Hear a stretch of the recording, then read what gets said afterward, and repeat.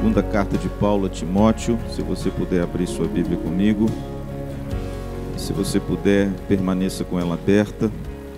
Nós vamos dar uma passeada nessa carta, na sua inteireza.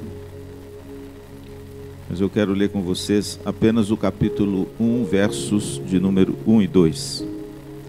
Segunda Epístola de Paulo a Timóteo, capítulo 1, verso 1 e 2. Diz assim a palavra de Deus: Paulo, apóstolo de Cristo Jesus, pela vontade de Deus, de conformidade com a promessa da vida que está em Cristo Jesus, ao amado filho Timóteo, graça, misericórdia e paz, da parte de Deus Pai e de Cristo Jesus, nosso Senhor. Irmãos, o nosso país, se você é daqueles que gostam de acompanhar as notícias, porque eu não sou mais, tá bom? Há muito tempo que eu já deixei de acompanhar do jeito que eu acompanhava as notícias políticas, econômicas, porque aquilo não estava me fazendo bem. Eu ficava às vezes angustiado com o que eu via, mas é impossível a gente não ficar sabendo de algumas coisas que o nosso país, o nosso governo, enfim, a política do nosso país tem tomado rumo. As expectativas não são boas. O futuro é meio sombrio e os tempos certamente são difíceis. Mas logicamente, irmãos, para nós cristãos isso não é novidade e nem pode ser. Porque a própria palavra de Deus, o próprio livro que nós estamos diante de nós aberto, no capítulo 3, no versículo 1, o apóstolo Paulo fala sobre isso. Saiba, porém, disso: nos últimos dias sobrevirão tempos difíceis. Vivemos esses tempos, irmãos, tempos difíceis, mas não é tão difícil assim, porque nós ainda no Brasil não temos uma guerra. Imagina só, então não é tão difícil assim. Mas tempos difíceis e sombrios se avizinham a algumas pessoas que fazem a previsão de que o Brasil enfrentará um aperto, um arroxo terrível num prazo de 2 anos. Não sei. Eu não dou muito ouvido a esses homens que, de repente, numa época dessa, começam a fazer previsões.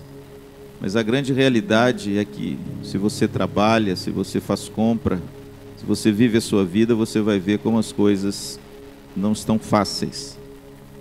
Nosso dinheiro desvalorizado. A gente viaja, por exemplo, uma viagem para o exterior, aqui em Guaíra... E a gente vai comprar alguma coisa em Guaíra, a gente vê como o nosso dinheiro, irmãos, não tem poder nenhum mais. E aí a gente vê países do nosso lado que antes, outrora, estava mergulhado numa inflação alta, o povo passando fome, muita necessidade, como é a Argentina. Até os nossos irmãos estão saindo da lama através de um governo centrado, um governo honesto, que tem feito melhorias substanciais no país, enquanto o nosso, irmãos, acontece o contrário. Mas na realidade, a gente está acostumado com isso. A palavra de Deus, ela sempre nos exortou que nós viveríamos e andaríamos em tempos difíceis. Quando Paulo escreveu essa belíssima carta, essa última carta que Paulo escreveu no Novo Testamento, ele não escreve a uma igreja, eu já disse isso. Ele escreve a uma pessoa. E essa pessoa, no versículo de número 2, no capítulo 1, ele diz que essa pessoa é o seu amado filho. Timóteo foi alguém que foi instruído pela sua avó, que foi instruído pela sua mãe e que foi instruído por ela. E desde a infância, Paulo escreveu que Timóteo sabe as sagradas letras. Ele conhecia a Bíblia até então do Velho Testamento, mas ele não conhecia a revelação de Jesus no Novo. Foi Paulo que introduziu Timóteo as boas novas do Evangelho de Jesus Cristo e assim cativou, conquistou o coração desse moço durante a sua segunda viagem, quando ele passa na cidade de Listra. Ele encontra Timóteo e vê nesse menino uma joia, uma pérola, e ele então arregimenta esse jovem e ele passa a ser o grande arauto, o grande escudeiro do apóstolo Paulo para fundar igrejas, pastorear igrejas. Inclusive Timóteo foi aquele que pegou o bastão do ministério de Paulo. Paulo escolheu esse jovem para que o bastão ministerial passasse às mãos de Timóteo. E eu fico assim encantado porque o apóstolo Paulo foi um gigante teológico. Ele escreveu, por exemplo, a carta aos Gálatas, Romanos, que é um tratado teológico maravilhoso sobre a eleição, sobre o evangelho. Mas o apóstolo Paulo, irmãos, ele tinha um coração pastoral. E o coração pastoral não pensa só em teologia. O coração pastoral, ele pensa em relacionamento, em amor. Ele pensa no fruto do Espírito Santo, na vida da igreja, no treinamento de pessoas para levar adiante essa obra, porque amanhã você e eu não mais estaremos aqui. E Timóteo foi esse jovem que Paulo deixou como um legado maravilhoso para dar continuidade a essa obra maravilhosa que Deus colocou nas mãos de Paulo, dele ser o arauto do evangelho aos gentios, aquele homem que fez o mundo conhecido da época conhecer a pessoa bendita de Jesus Cristo. E agora, ao findouro da sua vida, no apagar das luzes, no fechar das cortinas, Paulo está preso em Roma e ele sabe, através da sua pena, Timóteo, que de ali ele não sairia com vida. O término da sua carta é pungente. Ele diz: olha, eu já estou sendo oferecido como uma oferta. A palavra ali é libação, é o termo que eles usavam no Velho Testamento para alguma coisa que é ofertado a Deus. Ele diz: olha, eu já vou ser oferecido como uma oferta a Deus em aroma suave. A sua vida seria entregue nas mãos do seu Senhor. E ele então diz: o momento da minha partida é chegada. Ele sabia, irmãos, que daquela prisão ele não mais sairia para suas grandes viagens missionárias. Aquela era a última. Ele sabia que o aguardava o reino vindouro de Cristo. E ele deixa então as suas últimas palavras nessa carta, que são palavras encantadoras, pungentes, que mexem conosco. Combati o bom combate, completei a carreira, guardei a fé. Desde já a coroa da justiça que me está guardada será a mim entregue pelas mãos do meu justo juiz. O apóstolo Paulo, irmão, saiu daquela prisão e foi decapitado. Colocaram a sua cabeça num tronco e com uma espada eles arrancaram a sua cabeça sob o domínio do imperador Nero. Isso foi por volta do ano de 65 a 67 depois de Cristo, quando esse homem, num gesto insano para ter um motivo para perseguir ainda mais os cristãos, ele põe fogo em vários bairros nobres de Roma e põe a culpa nos cristãos. E ele então desencadeia, irmãos, uma perseguição implacável aos cristãos. E o apóstolo Paulo, como sendo aquele homem, né, que incomodava tanto o Império Romano por causa da sua audácia, por causa do seu zelo, por causa da sua firmeza na fé, ele foi preso num calabouço em Roma, aguardando o seu martírio que aconteceu. E o interessante é que dessa prisão o apóstolo Paulo escreve uma carta. E eu acho muito lindo, irmãos, porque ele poderia ter pensado nas várias igrejas que ele fundou. Ele poderia ter pensado em escrever uma carta para a igreja aos Gálatas, aos Coríntios, uma igreja que deu tanto trabalho para ele, mas também tantas alegrias. Ele podia ter escrito uma carta à igreja de Tessalônica, que ele mesmo fundou. Ele podia ter escrito uma carta àquela grande cidade de Éfeso, que foi o quartel-general de Paulo depois que ele deixa a cidade capital da Síria, Antioquia. Mas não. Paulo, no momento da sua partida, não é que ele não pense na igreja, mas ele pensa em Timóteo. E a sua última pena, a sua última palavra escrita é para Timóteo. Interessante que essa carta, eu já disse que ela tem um tema. O tema dessa carta é: Timóteo, cuide de você. Timóteo, cuide de você. E é exatamente sobre isso, irmãos, que essa carta fala. É exatamente sobre isso que eu quero conversar um pouco com você. Por quê? Porque Paulo sabia o que Timóteo ia enfrentar. Timóteo não era um jovem ousado. Timóteo não tinha um perfil do líder que hoje a gente espera, viu, Jude? Timóteo não era uma pessoa assim, desembaraçada, entende?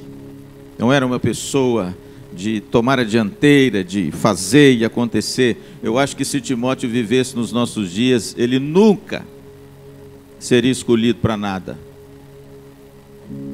A Bíblia diz que Timóteo era tímido. A Bíblia diz que Timóteo era introvertido. A Bíblia diz que Timóteo tinha problema de saúde. A Bíblia diz que Timóteo, geralmente, ele se fechava quando tinha oposição. Sem sombra de dúvida, ele não seria aquele líder ideal que hoje o mundo aplaude e às vezes a igreja espera. Não. Ele foi um jovem, irmãos, que às vezes se acovardou diante da grande igreja de Éfeso, onde Paulo disse para ele pastorear a igreja. E ele ficou meio assim tímido, porque ele era dessa índole tímida. Mas o que me encanta mais uma vez é que o apóstolo Paulo não escolheu Tito, não escolheu Epafrodito, não escolheu outros colaboradores que tinham um gênio mais impetuoso. Dentre todos os colaboradores de Paulo, ele escolhe Timóteo,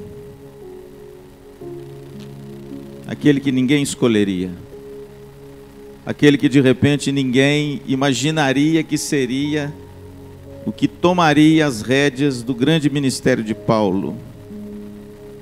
Isso, irmãos, é mais um fator que nos encanta no Evangelho. Deus escolhe as coisas loucas para envergonhar os sábios.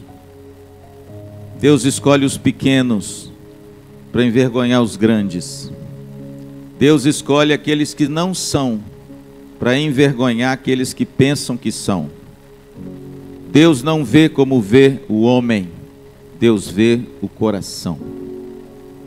Se você, por exemplo, abrir na sua casa, no recôndito do seu lar, a carta de Paulo aos Filipenses, você vai ler lá que Paulo fez questão de dizer por que ele escolheu Timóteo.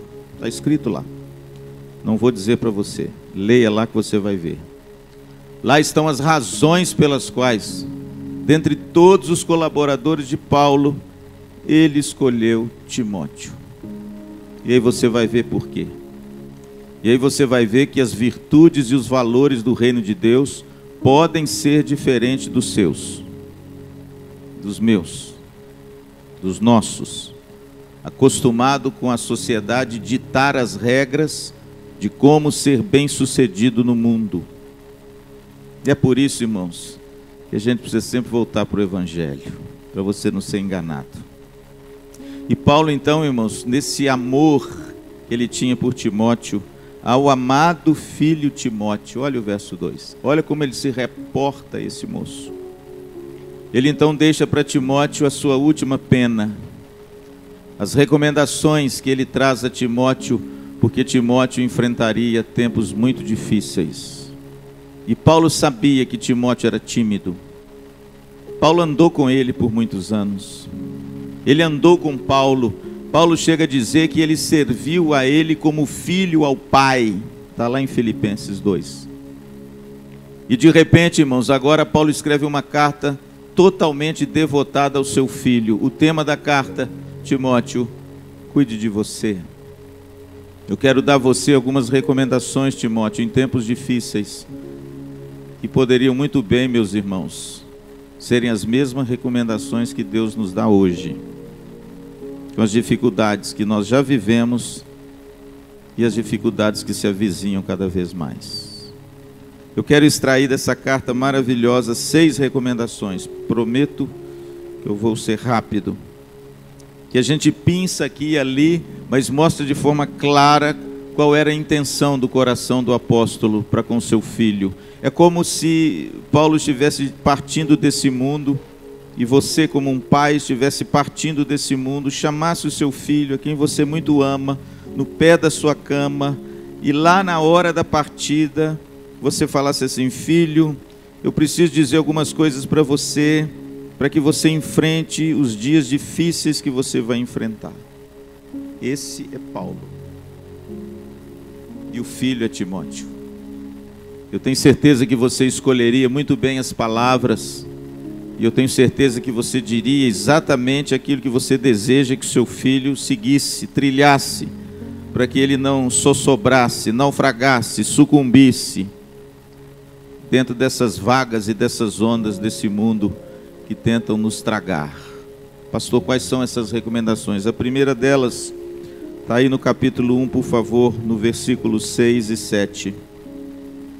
Por esta razão, pois, te admoesto, que reavives o dom que há em ti, pela imposição das minhas mãos, porque Deus não nos tem dado espírito de covardia, mas de poder, de amor e de moderação. Veja que a primeira ordem, a primeira recomendação de Paulo a Timóteo é a seguinte: Timóteo, desenvolva o seu dom. A palavra reavivar aqui é muito bonita. Ele diz: olha, Timóteo, eu te admoesto. Admoestar é uma palavra muito forte no grego. É uma palavra que traduz assim a ideia de impulsionar. É a ideia de você dar a ele uma afirmativa cabal, final, cheia de importância. E aí ele usa uma palavra bonita no grego: eu te admoesto que reavives o dom. A palavra reavivar significa no original: não deixe o seu fogo apagar, mas faça o seu fogo subir. A palavra reavivar é a mesma palavra que você, que é um churrasqueiro daquelas de primeira, quando vai fazer um churrasco, vê que a brasa está apagando, o que você faz para o fogo incendiar mais ainda? Simples, ou você põe mais carvão, ou você acende lá um secador de cabelo, ou abana, ou sopra, ou faz alguma coisa. Por quê? Porque você deslocando o ar, a gente sabe que o oxigênio é um combustível poderoso, e ele então faz o fogo subir. Essa é a palavra que o apóstolo Paulo usa para as dificuldades que Timóteo iria enfrentar no tempo do fim. Não deixe o seu dom se apagar. Todos nós, irmãos, recebemos de Deus um dom. O Espírito Santo nos comunicou algo. O Espírito Santo deu a você um dom. Não permita que esse dom se apague, mas pelo contrário, mantenha esse dom sempre aceso. O dom é como um diamante mal lapidado. Eu não sei se você já viu algum diamante no seu estado bruto, quando eles retiram da rocha o diamante. Não parece diamante. Viu, Carol? Não parece. Se você olhar um diamante, quando eles retiram da rocha, parece uma pedra de cristal como outra qualquer. Não parece diamante. É só quem conhece sabe que aquele é um diamante. Mas a beleza do diamante está toda ali, porque é um diamante. Mas ele não mostra a potencialidade do diamante. Pastor, como é que o diamante se torna um diamante? Bonito, translúcido, brilhante, caro. Só quando você começa a trabalhar com esse diamante, lapidar esse diamante, cortar esse diamante, burilar esse diamante, passar ele em várias máquinas para que ele tome a forma, para que a superfície fique lisa, e cada vez que você trabalha no diamante, mais você vai obtendo aquela beleza daquela pedra. Assim é o dom de Deus na sua vida. Deus deu um dom a você. E olha que tem muita gente que o dom ainda está igual ao do diamante achado lá no chão. Não cuida dele. Não desenvolve. E ainda tem a coragem de dizer que não tem nenhum dom. Não, você tem sim. Você só não desenvolveu o seu dom. Ele só está lá ainda, mesclado, maculado, meio sujo com a terra e com um monte de coisa que tem lá. Mas se você começar a tratar, a burilar, a buscar, a conhecer, a servir, a exercer, a arregaçar as mangas e participar ativamente do reino de Deus, o seu diamante vai brilhar com luz fulgurante. E quando vierem as tribulações, você não vai ser alguém que murmura, mas você vai ser alguém que glorifica a Deus em toda e qualquer situação. Amém? Essa é a primeira recomendação de Paulo para Timóteo. Por que, pastor, Paulo fez essa recomendação a Timóteo? Está aí no versículo 7. Porque Deus não nos tem dado espírito de covardia, mas de poder, de amor e de moderação. Está vendo como é que Paulo sabia como era a personalidade de Timóteo? Deus não nos tem dado o espírito de covardia. Por que ele diz isso para Timóteo? Porque em determinadas situações Timóteo se acovardava, ficava com medo, ficava com receio. E Paulo tem um antídoto contra o receio. Qual é, pastor? Faça o seu dom despontar. Trabalhe o seu dom. Cresça no conhecimento do Senhor. Cresça no serviço, nas coisas de Deus. Conheça a Deus. Se aproxime de Deus. Trabalhe o dom que Deus te deu. Se você gosta de servir, trabalhe para servir cada vez melhor. Se você gosta de cantar, trabalhe para cantar cada vez melhor. Se você gosta de pregar, trabalhe para pregar cada vez melhor. Se você gosta de exercer misericórdia, exerça misericórdia cada vez melhor. Que Deus vai aprimorar cada dia mais o seu dom. E aí você não vai se acovardar diante das situações da vida. Amém? Porque Ele nos tem dado o espírito de poder, de amor e de moderação. As três coisas que Timóteo precisava: poder, amor e moderação. Por quê? Porque ele ainda era um jovem muito tímido. Mas Paulo sabia que se ele desenvolvesse o seu dom que Deus deu a ele de ser um pastor e um evangelista, ele enfrentaria qualquer revés da vida dele e ele seria vitorioso. Amém? A segunda recomendação está aí no capítulo 1, verso 14. Timóteo, guarda o bom depósito mediante o Espírito Santo que habita em nós. A linguagem aqui é uma linguagem, como dizia o Dr. Carson, mercantil. Guarda o bom depósito é quando você guarda o seu dinheirão na poupança. É quando você abre uma conta lá na Suíça e deposita todo o seu dinheiro lá. Você fez um depósito. Esse é a linguagem do apóstolo Paulo com Timóteo. Guarda o bom depósito. Só que aqui é claro, Paulo está usando uma linguagem mercantil, uma das metáforas que Paulo utiliza para tratar do que? O bom depósito é o que aqui? É o maior tesouro que você tem. É o Evangelho. O que Paulo está querendo dizer é o seguinte: olha, guarda o Evangelho que foi concedido a você mediante o Espírito Santo. Olha só, pode ler aí que é isso aí que ele está falando. Só que ele usa uma figura mercantil para mostrar, primeiro, a importância do Evangelho. O Evangelho aqui é tratado como um tesouro. E segundo, esse tesouro não foi conquistado, foi dado a você. Você não trabalhou para obter, foi pela graça de Deus que você foi alcançado. E esse tesouro foi depositado dentro de você. Mediante o que, pastor? Mediante o Espírito Santo. Então, deixa eu dizer uma coisa para você, Timóteo. Não o perca de vista. Não joga ele fora. Não desdenhe dele. Guarde-o como você guarda o seu dinheiro, seu rico dinheiro, no banco. Tem muita gente, irmãos, que os bens materiais são guardados com muito cuidado. As coisas conquistadas nesse mundo são zeladas com muito cuidado. Mas em contrapartida, o Evangelho, nós temos sido descuidados. Estamos nos esquecendo do Evangelho. Estamos desdenhando do Evangelho. Estamos muitas vezes, irmãos, nos esquecendo que nos foi dado um depósito riquíssimo.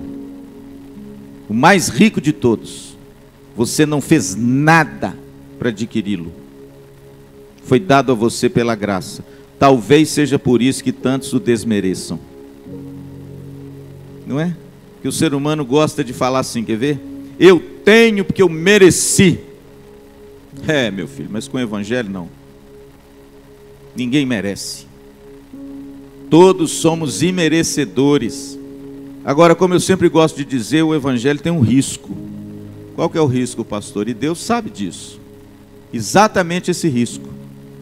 O risco de, por causa que você recebeu de graça, você não dê valor a ele. Não é verdade? Quando você trabalha, sua camisa, trabalha de dia, de noite, de madrugada, não tem tempo para os filhos, não tem tempo para a mulher, não tem tempo para mais nada. Você quer conquistar, você quer ganhar, para você ter um sonho de comprar uma BMW X6. É isso? É isso, né? Tá bom. Aí você trabalha, você labuta, aí você compra a sua BMW X6, você fica nas nuvens, você fica maravilhado. Ai de você encostar na minha BMW. Aí você trata daquele carro de forma zelosa, porque afinal de contas, quantas noites, quanto trabalho, quanta coisa eu fiz para ter esse carro agora para mim é muito caro. Está vendo, irmãos, como nós temos dificuldade de zelar pelo Evangelho, porque o Evangelho foi dado a você e não custou nada para você.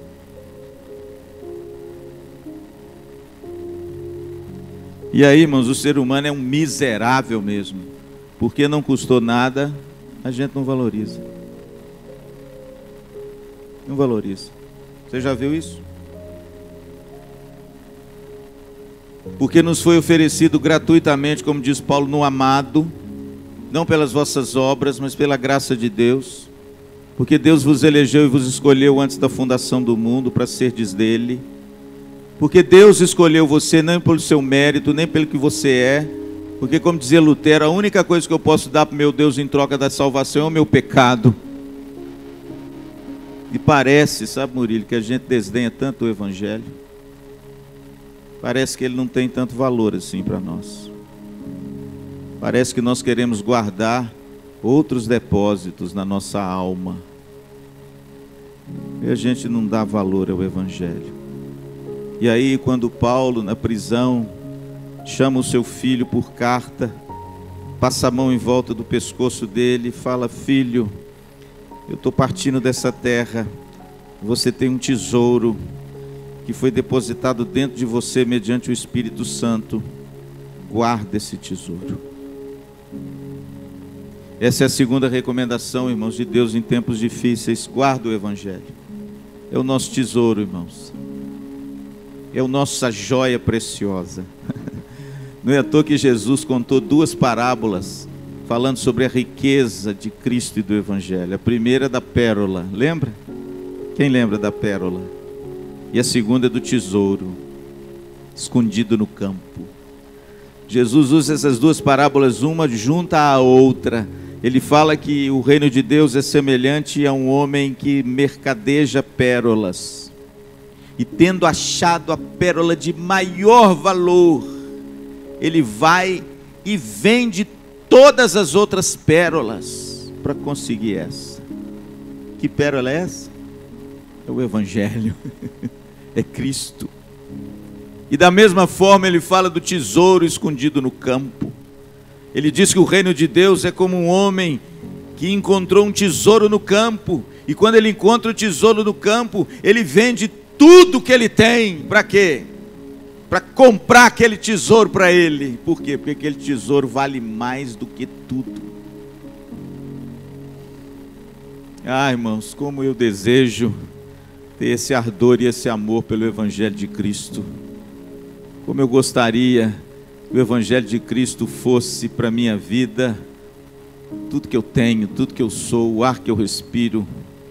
Como eu gostaria, irmãos, de me desavencilhar cada dia mais das coisas desse mundo que enebriam a nossa alma e nos enganam, e ter em Cristo o grande tesouro da minha alma. Você quer enfrentar tempos difíceis e quer permanecer firme diante deles? Guarda o Evangelho. Ele é o tesouro que foi depositado no seu coração. Em terceira recomendação de Paulo, está no capítulo 2, no verso 1. Olha o que Paulo diz, siga comigo. Tu, pois, filho meu, fortifica-te na graça que está em Cristo Jesus. Paulo sabia que Timóteo era fraco. Paulo sabia que Timóteo não era um jovem voluntarioso. Paulo sabia que Timóteo não era um jovem à luz da cultura greco-romana, que aplaudia o forte, o guerreiro, dotado de virtudes. Não, Paulo sabia que Timóteo era franzino, doente, fraco, era igual Calvino, né? Aquela coisa magra, doente. E de repente, irmãos, ele fala assim: Timóteo, eu vou mostrar para você qual é a fonte da sua força. Aí ele diz assim: meu filho, fortifica-te na graça que está em Jesus Cristo. Em outras palavras, a terceira recomendação de Paulo a Timóteo é o seguinte: fortaleça o seu coração na graça de Deus. Busque essa graça maravilhosa, busque essa presença gloriosa de Cristo Jesus e a sua graça, porque é essa graça que vai te fortalecer nos momentos difíceis, amém? É essa graça que vai se assistir quando a calamidade vier, amém? É essa graça, querido, que vai te amparar quando os homens te abandonarem. É essa graça que vai manter você em pé quando de repente o seu amigo te passar a perna no negócio. É essa graça que vai te sustentar quando Deus o livre e guarde sua esposa te abandonar. É essa graça quando o seu filho virar as costas para você depois de tudo que você fez na vida dele e começar a desdenhar de você. É a graça de Deus, irmãos, que mantém o cristão vivo e em pé e com o coração cheio de esperança. Sem a graça de Deus, meu irmão, você está perdido. Deixa eu fazer uma pergunta a vocês nessa noite. De onde você retira a sua força? De onde você tem retirado a sua força para viver? Da sua conta bancária? Da sua bela família? Dos seus amigos que te cercam? De uma boa igreja? Tudo isso, irmãos, é muito plausível e é muito bom a gente ter, porque como eu já preguei aqui, são fontes de encorajamento que nos auxiliam a prosseguir. É muito bom ter um amigo, é muito bom ter uma família. Aliás, é uma das bênçãos gloriosas que Deus nos dá, é ter uma família. Estou vendo ali a minha Juju, daqui a pouco vai aumentar dela, aleluia, né, Juju? Tá linda, viu, Juju? Parabéns. É muito bom, irmãos, ter uma igreja amorosa, bíblica, com irmãos queridos, que a gente pode conversar, ser a gente mesmo. Irmãos, a coisa mais linda que tem, hoje a gente tem uma igreja onde a gente é a gente. É bom, não é? É a nossa casa, porque a igreja é família. Você não pode ser uma pessoa que você não é na sua família, você pode ser? Não pode. Todo mundo te conhece lá, o Luciano, conheço, aquele é gente boa. A igreja é família, irmãos. E na realidade, ela é uma bênção mesmo, mas ela não pode ser a fonte da sua força. Por quê, pastor? Porque Deus pode tirar ela de você. Tirou de Jó, por que não pode tirar de você? Você é melhor do que ele? Talvez Jó fosse melhor do que eu. E Deus tirou. Ah, pastor, é minha fonte de alegria, de poder e de encorajamento. É o meu dinheiro, eu amo meu dinheiro. Eu amo os bens que eu tenho. É? Cuidado. Se essa for a fonte da sua força, você está roubado. Porque Jesus fala que a traça rouba e a ferrugem corrói. O quê? O dinheiro. E de repente, hoje você tem, amanhã não tem mais. E aí o que você vai fazer? Dar um tiro no ouvido? Eu me lembro, irmãos, quem se lembra da época do Fernando Collor aqui? Quem lembra? Caçador de Marajá, lembra o Caçador de Marajá? Aquele é um picareta danado. Quando o Fernando Collor foi eleito, eu trabalhava lá na cidade de Unai. Eu sou agrônomo por profissão e exercia minha profissão lá em Unai.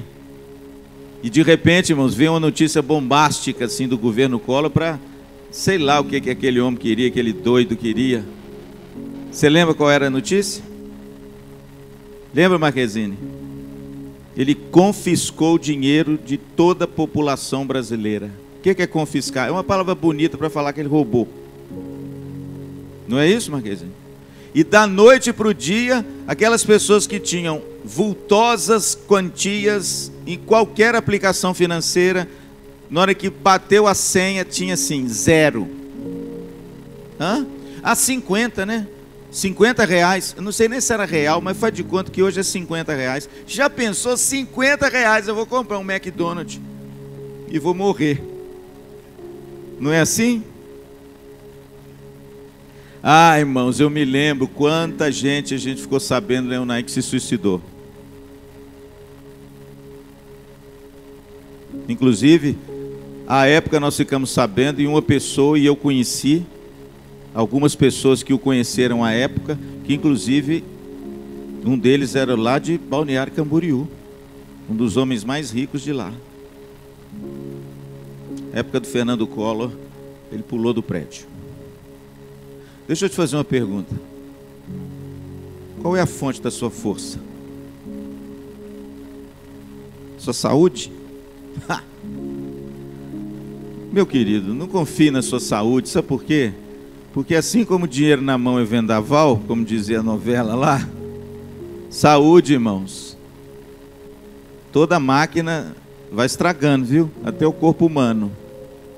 É claro que a gente busca ter uma vida saudável depois dos 50, né, Alfredo? Deixar de comer picanha todo dia, começar a cortar algumas coisas, mas impreterivelmente, irmãos, depois que você passa dos 50 e chega nos 60, que eu já estou neles, é claro que agora, antigamente eu trocava figurinha no bafo, eu trocava bolinha de gude, agora eu troco remédio, você já viu? Eu já contei isso aqui, né? Já contei isso aqui, né, Juju? Nós estávamos no acampamento lá, passou um irmão perto de mim, muito engraçado, e ele estava com uns remédios assim, ele falou: ô pastor, eu estou com uns remédios aqui, olha meus remédios. Eu falei assim: meu irmão, pelo amor de Deus, que remédio é esse? Eu falei: não, eu tomo esse aqui para isso aqui, esse aqui para isso aqui. Aí eu falei: ah, deixa eu te mostrar os meus. E eu peguei o meu e mostrei para ele, falei: você quer? Vamos trocar, me dá o seu. Irmão, não tem jeito, a gente agora troca remédio. Deixa eu te falar uma coisa, você está confiando na sua virilidade? Qual a fonte da sua força, meu querido? Aqui, irmãos, está o segredo da fonte da nossa força. Fortifica-te na graça que está em Cristo Jesus, amém? E veja que essa graça está em Cristo Jesus. Essa graça provém dele. Essa graça foi nos concedida e é concedida todos os dias por meio dele. Aproxime-se de Cristo e a graça de Deus vai inundar o seu coração. E você vai se encher de força na calamidade, na dificuldade, na enfermidade, na falta de dinheiro e em qualquer outra coisa que ontem você se desesperava, hoje você não se desespera mais. Sabe por quê? Porque a fonte da sua força é a graça de Deus, amém? Quarta recomendação, e eu estou terminando. Versículo 3 ao versículo 10 do capítulo 2. Participa dos meus sofrimentos como bom soldado de Cristo. Nenhum soldado em serviço se envolve em negócios desta vida, porque o seu objetivo é satisfazer aquele que o arregimentou. Igualmente, o atleta não é coroado se não lutar segundo as normas. O lavrador que trabalha deve ser o primeiro a participar dos frutos. Pondera o que acaba de dizer, porque o Senhor te dará compreensão em todas as coisas.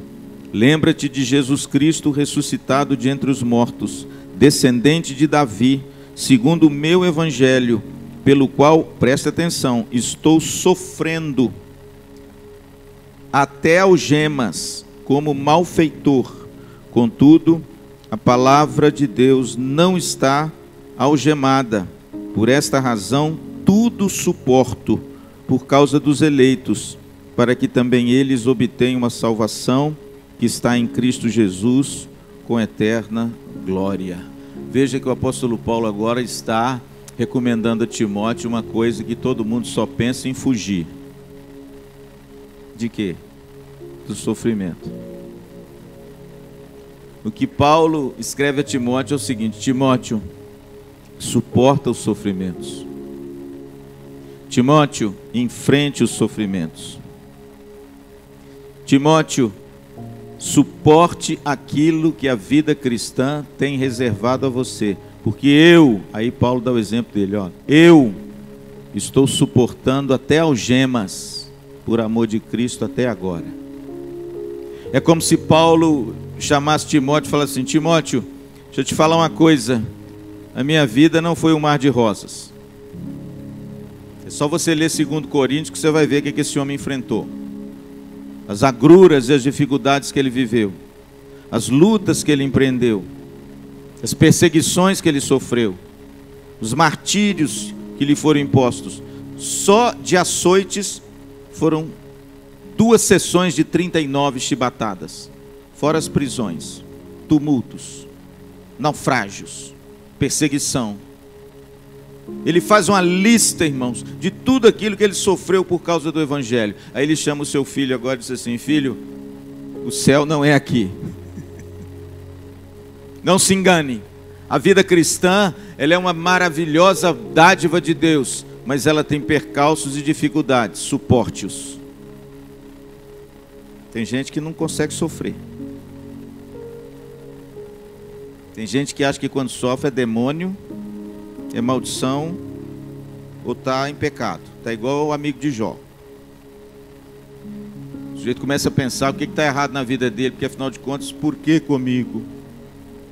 Aí Paulo chama Timóteo e diz assim: meu filho, deixa eu dizer uma coisa, participa dos meus sofrimentos. Sabe o que significa isso? Você vai enfrentar sofrimentos. E aqui ele dá 3 exemplos, olha que bonito. Ele dá o exemplo do soldado, ele dá o exemplo do atleta e ele dá o exemplo do lavrador. Pastor, o que Paulo queria com esses 3 exemplos mostrar para Timóteo? Que o soldado, o atleta e o lavrador enfrentam sofrimentos por causa da sua vocação. E o cristão também. Está vendo? Assim como todos esses homens enfrentam as agruras daquilo que Deus confiou a eles, ao cristão também. O atleta, ele não é coroado se ele não andar e correr com disciplina. Ou seja, você vai ter que enfrentar um negocinho aí na percalço, porque senão você não vai chegar. E você tem que estar preparado. Por isso, meu amado, deixa eu dizer uma coisa para você e você que nos ouve: não tenha medo de sofrer. Não tenha vergonha de sofrer.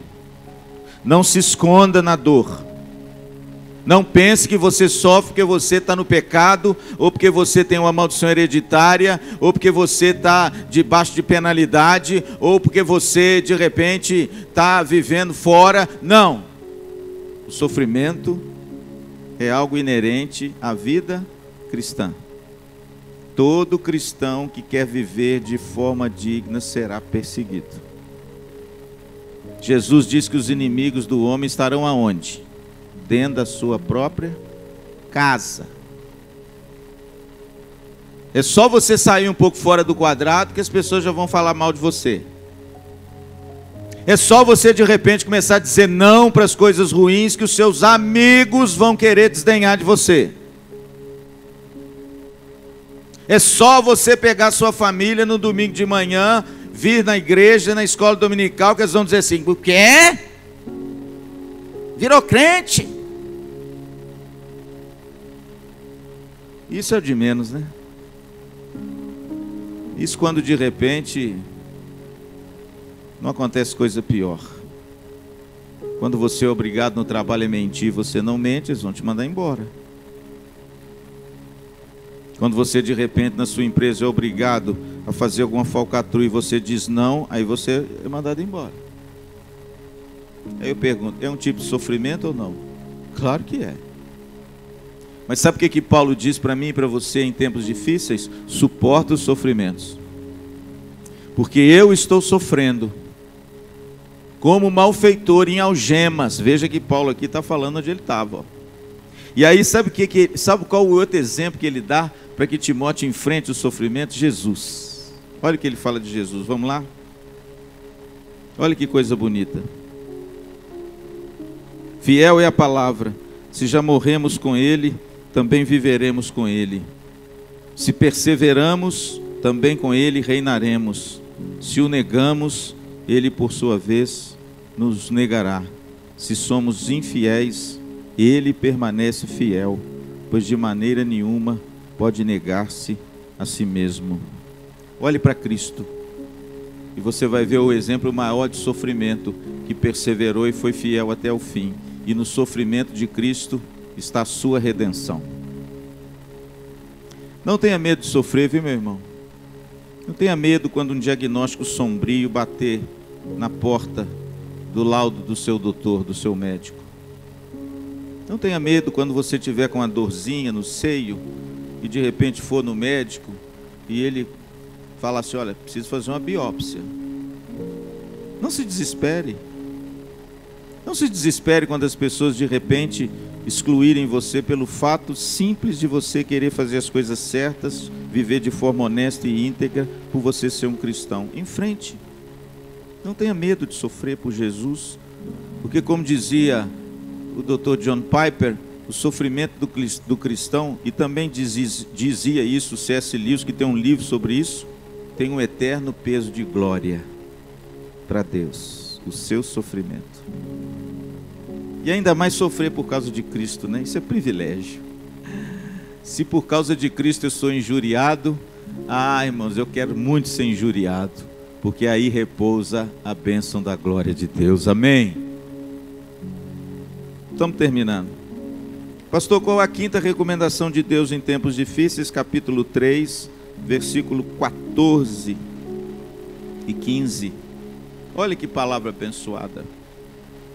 Tu, porém, permanece naquilo que aprendeste e de que foste inteirado, sabendo de quem o aprendeste, e que desde a infância sabes as sagradas letras, que podem tornar-te sábio para a salvação pela fé em Cristo Jesus. Vamos fazer uma retrospectiva até aqui?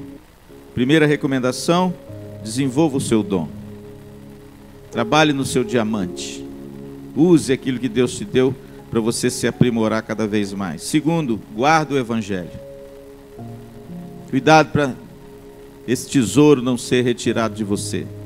Terceira, fortaleça-te na graça. Ela é a fonte da nossa alegria e da nossa força. Quarta recomendação: suporte os sofrimentos. Não tenha medo. Não se desespere, não fuja deles, não tenha vergonha de sofrer, principalmente por amor a Cristo. A quinta recomendação, olha aqui: permaneça na palavra. Olha que coisa linda. Tu, porém, permanece naquilo que aprendeste. Irmãos, que coisa maravilhosa é a gente acolher a palavra, é a gente crescer na palavra e a gente permanecer na palavra. Amém? Que coisa maravilhosa é o cristão que tem na palavra de Deus a sua regra de vida, de fé e de prática. E na sua lei ele medita de dia e de noite. Não é isso que diz o Salmo? Que bênção, irmãos, a gente permanecer na palavra de Deus num mundo que já abandonou a palavra de Deus há muito tempo, que já relativizou a palavra de Deus há muito tempo, que já distorceu a palavra de Deus há muito tempo, que já transformou a palavra de Deus há muito tempo, mas nós temos aprendido as sagradas letras desde a infância. Permanece nela, amém? Jesus disse uma coisa linda: os céus e a terra, lá no sermão escatológico, passarão, mas as minhas palavras jamais passarão. Isso significa, irmãos, que a palavra de Deus, ela é eterna, mas ela é incomodamente atual, né? Dr. Billy Graham, ele sempre dizia o seguinte: leia o jornal com uma mão e tenha a palavra de Deus na outra mão.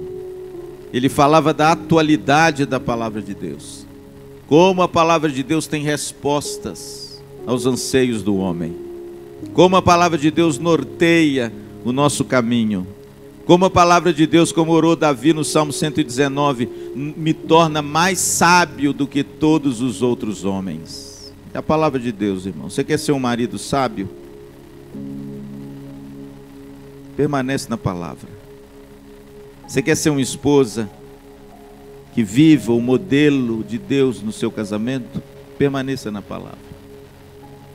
Você quer ser um pai segundo o coração de Deus? Permanece na palavra. Você quer ser um homem de negócios que faz com que a luz de Cristo brilhe no seu negócio? Permaneça na palavra. Você quer ser um gerente, um atleta, em alguém que de repente alguém possa se espelhar em você e você conquistar aquilo que Deus tem para você? Permaneça na palavra. Porque, irmãos, eu vou dizer uma coisa para você: sem a palavra de Deus nós estamos perdidos. É escuridão. Não é à toa que a palavra de Deus, ela é comparada ao que? A uma lâmpada. Sem ela, irmãos, nós andamos como Paulo escreve aos Efésios, tateando no escuro. A ideia de Paulo ali é o seguinte: que os gentios sem a palavra, eles andavam como um cego, eles não enxergavam. Ele precisa tocar para enxergar, porque eles estavam num quarto escuro, mas aí brilhou a luz da palavra de Deus, e eu enxerguei. Agora sim, agora os meus pés estão firmes na tua palavra. Davi orou isso no Salmo 119, verso 71. Antes de ser afligido, eu andava errado, mas agora eu guardo a tua palavra para não pecares contra ti. Que coisa maravilhosa, irmãos. Se você quiser se desvencilhar do pecado que tenazmente nos assedia, permaneça na palavra. Busque a palavra de Deus, se instrua na palavra de Deus. Tira a sua Bíblia do armário, meu santo varão. Tira a sua Bíblia daquela estante que fica aberta naquele salmo amarelado na sua casa. Eu não acredito que um crente de verdade tenha isso aberto, amarelado em casa, mas tenha isso na sua mente e no seu coração. Amém. Permaneça na palavra, porque ela é a fonte de toda boa dádiva e de todo dom perfeito que Deus tem para você. E Paulo escreve a Timóteo isso: olha, Timóteo, permanece na palavra, meu filho. Não importa o que o mundo, as ideologias, os homens construam como pensamento humano, como raciocínio, muitas vezes falacioso. Permanece na simplicidade da palavra de Deus. Busque a palavra, coma a palavra. Eu acho bonito, irmãos, eu estou terminando, que João foi para a ilha de Pátimos e Ezequiel foi para o exílio da Babilônia. Dois lugares terríveis. Ezequiel profetizou no exílio da Babilônia em 586, quando a nação de Judá foi levada cativa. Ezequiel foi junto. João, na ilha de Pátimos, em Apocalipse 1, ele foi levado para uma ilha prisional daqueles que o Estado não gostava. O Brasil daqui a um tempo vai ter isso aí, ilha de Pátimos. Ele vai levar um monte de gente para lá, se continuar nessa toada. João foi levado para a ilha de Pátimos para dar um cala-boca nele, e ele ficou exilado na ilha de Pátimos, longe de tudo, longe de todos, e ele mesmo escreve isso no capítulo 1, no versículo 9, olha, eu estou aqui por causa da palavra de Deus e do testemunho de Jesus, e eu me encontrei na ilha de Pátimos. Ou seja, ele não era bandido, ele não era assaltante, ele não era nada, ele só pregava o evangelho. O Brasil está mais ou menos assim, isso é cuidado, hein? E ele foi levado para a ilha de Pátimos. Ezequiel foi a mesma coisa, levado por exílio, profeta, cheio de visões. Aí quando chegou lá, o que Deus falou com ele? Para ele manter a chama acesa, para ele colocar o coração dele cheio de esperança. Come a palavra. Pode olhar lá. Come a palavra. É interessante, irmãos, que Deus fala para Ezequiel: pega o rolo e come. É claro, irmãos, que Ezequiel não ia abrir um rolo de couro e comer. Ele não é cabra, ele não é bode para comer couro. É uma figura que Deus usou. Abre o rolo e come. Por quê? Porque ela será o seu sangue, ela será as suas entranhas, e através dela você viverá. Pastor, por que Deus mandou Ezequiel comer o rolo no exílio? Porque ele ia enfrentar período difícil de 40 anos. E ele tinha que se alimentar de quê? Mas não tem tempo, né, pastor? Ah, pastor, a minha vida é uma correria. Eu tenho que, né? Eu tenho que fazer as coisas, né? Eu não tenho tempo muito para estudar a palavra, para meditar nela, para aprender. E aí, sabe o que acontece com João? Foi a mesma coisa, o apóstolo João. A mesma palavra que Deus deu a Ezequiel, Deus para João. João, toma o rolo e come. Quando você comer, na sua boca, ele vai ser amargo, mas quando você comer, ele vai ser doce como mel. Pastor, por que Deus disse isso? Porque a palavra de Deus é assim, irmãos. A palavra de Deus, ela transforma, mas ela transtorna. A palavra de Deus cura, mas ela também fere.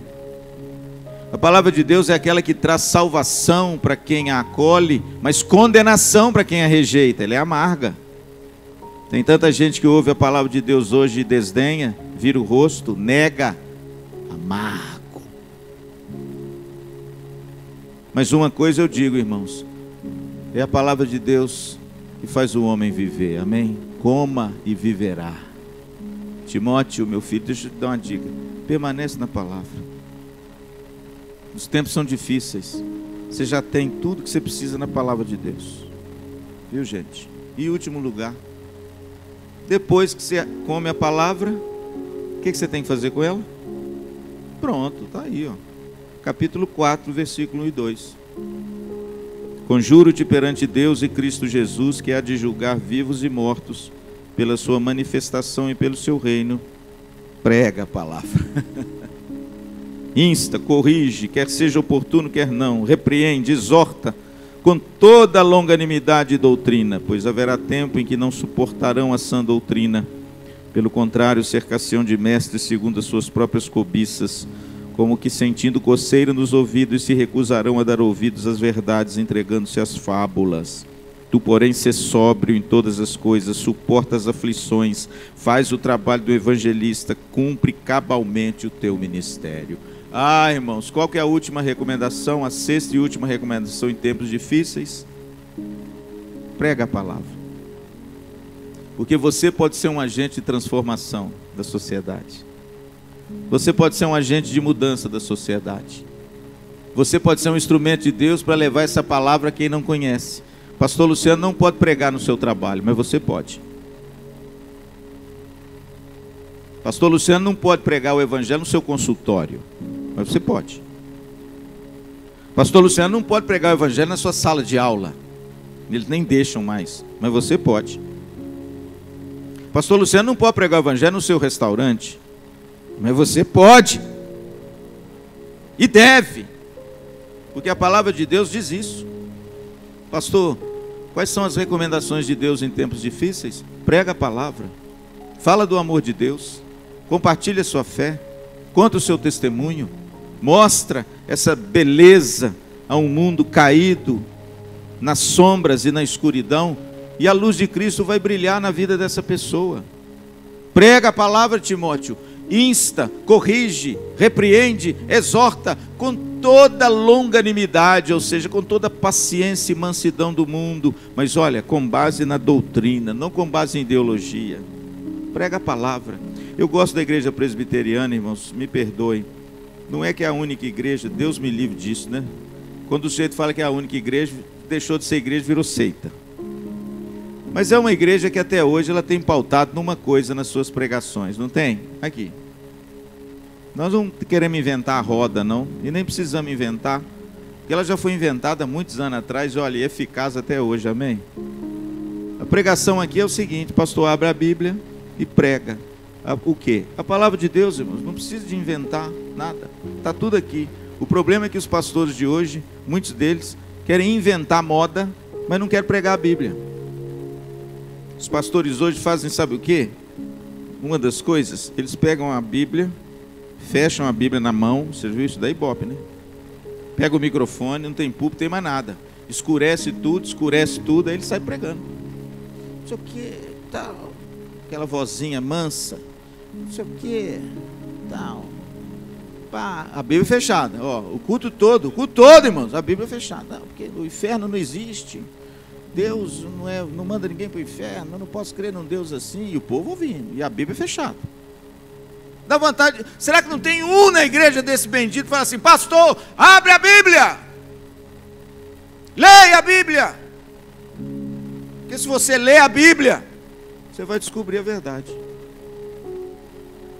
Mas o cara, irmãos, ele quer inventar a roda, ele quer ser um pastor moderno, ele quer alterar a mensagem bíblica para massagear o coração daqueles que permanecem no pecado, estão felizes com ele e não querem mudar de vida. Mas, irmãos, não tem jeito, em tempos difíceis, guarda aí do pastor, 6 recomendações. Olha aqui o meu sermão, que coisa linda. Está vendo? É só isso aqui. 6 recomendações de Deus em tempos difíceis. Desenvolve o seu dom. 2, guarda o evangelho. 3, fortaleça-te na graça. Quarto, suporta o sofrimento, não fuja dele. Quinta, permanece na palavra. E sexta, prega a palavra. Amém? Dias difíceis virão, viu, irmãos? Virão. Eu creio nisso. No nosso país, do jeito que está, se não acontecer algo diferente, nós vamos amargar períodos mais difíceis ainda do que você está vivendo hoje. Mas pela graça de Deus, nós temos o Senhor nosso Deus. E nós temos tudo nas mãos para poder enfrentar e vencer com fé, com esperança e com amor no coração. Amém? Vamos ficar em pé, vamos orar. Que Deus te abençoe, Deus te dê graça e que Deus te fortaleça na graça que há em Cristo Jesus. Amém? Pai querido, nós te agradecemos por esse dia tão especial. Te agradecemos pela tua palavra que é muito clara. Te agradecemos porque essa é a maior dádiva que Deus deixou aos homens. Cristo Jesus, o Verbo encarnado.